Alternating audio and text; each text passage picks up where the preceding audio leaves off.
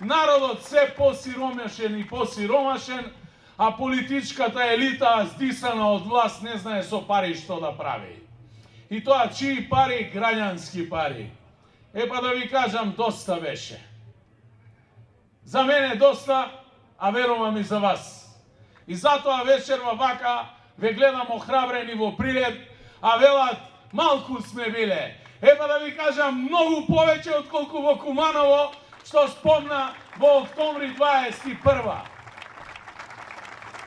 Видите, лесно е да се биде дел од конгломератот, но тешко е да се одважиш во момент, штитејќи ги државните и националните, народните интереси, да им кажеш не и на туѓите и на своите. Затоа што дојде моментот да молкот биде повеќе од срам. Недозволиво е Македонија да биде мултиетничка држава како што некои ја нарекуваат. Македонија треба да гради мултиетничко општество на македонскиот народ и на сите граѓани кои што живеат во неа, вклучувајќи ги при тоа и албанците, и турците, и ромите, и власите, и србите, и бошњаците, и сите останати кои што живеат тука во Македонија. Во оваа држава има место за сите, но при тоа треба да се знае, доколку зависеше оваа држава и нејзината независност од желбата на тие што се околу нас, ние денеска немаше да имаме своја и независна држава.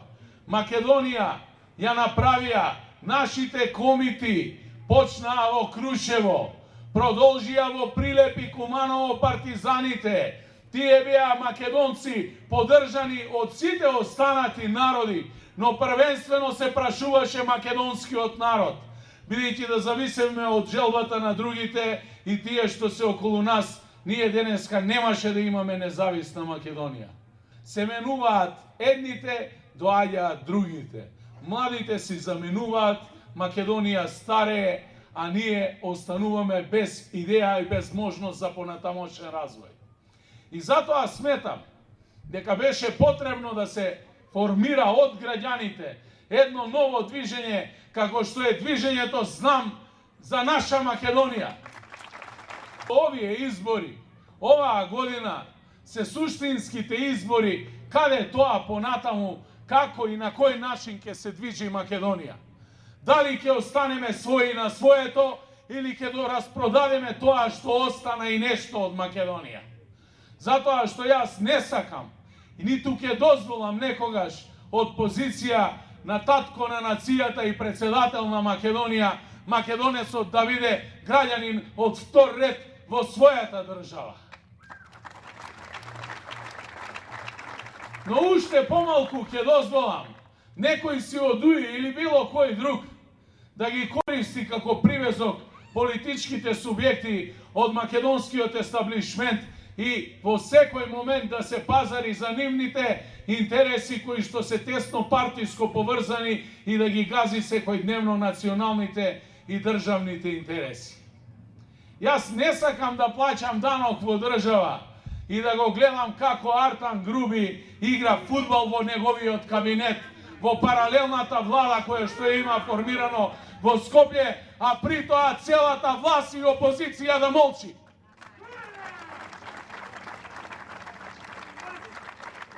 Но исто така не сакам да гледам никако во тие државни кабинети кои што се финансираат од наши пари, се пеат кола, ора и песни на господинот Ахмети, кој како сива еминенција управува Македонија и владата од сенка.